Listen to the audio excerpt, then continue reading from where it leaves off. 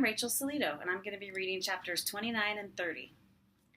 When Stephen eased out the front door, he was wearing red pajamas and a gray sweatshirt.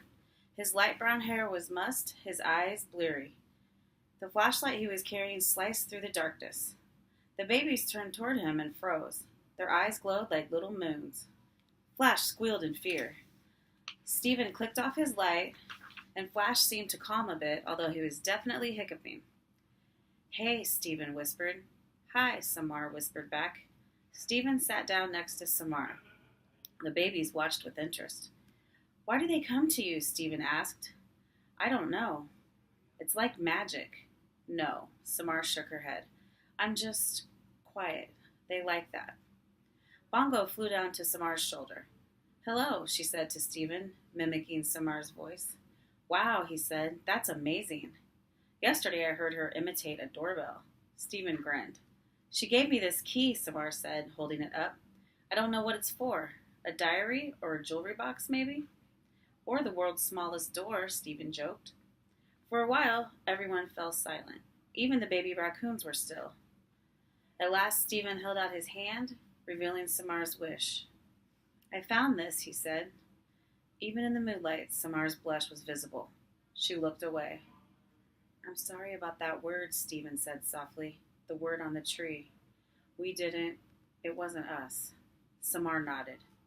"My parents aren't bad people. They're just afraid of things." Stephen shrugged. "So are mine," said Samar. "I heard my father talking about moving. If we can find a safe place to go." She gave a sad smile. "If there even is such a place." "I'm sorry," Stephen said again.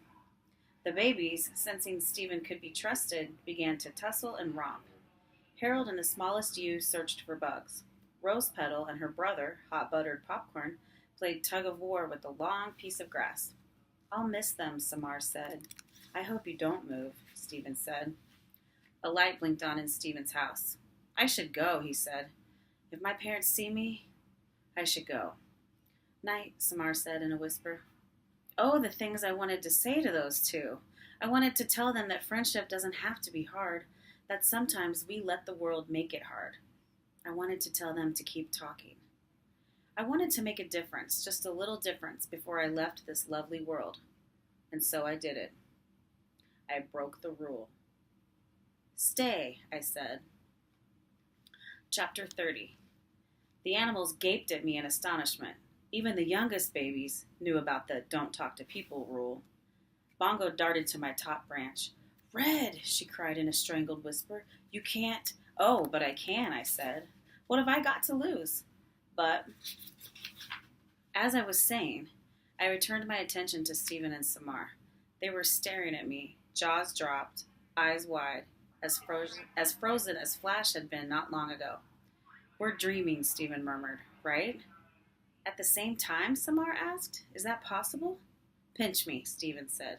Samar complied. "Definitely felt that," Stephen reported. "Maybe it was a dream pinch," Samar suggested. "Excuse me," I interrupted.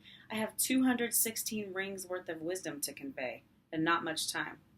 Stephen reached for Samar's hand. "If it's a dream," he said, "at least it's a cool one." And so I began.